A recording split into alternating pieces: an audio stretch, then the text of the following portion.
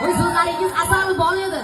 Bitta qosh qoqib qo'yishga butun pot tumanida mingta qizlar zor edi. Voy yo'llaringizda gullaringiz to'p edi. Yoningizda bizni Jasminaxonni ko'zlaganlar ham ko'p edi.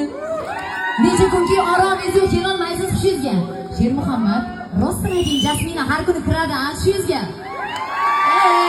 Mana bugun to'ylar kelib qoldingiz hushingizga. Endi bundan buyog'iga inshaalloh har kuni chaqaloqlari kiradi-da hushingizga. Xalqda bor shunday naql, buni hamma biladi. Bitta qiz erga tegsa 40 ta qiz kishi ko'radi. Shermuhammad uchun bugundan keng ko'chalar Marg'izorda.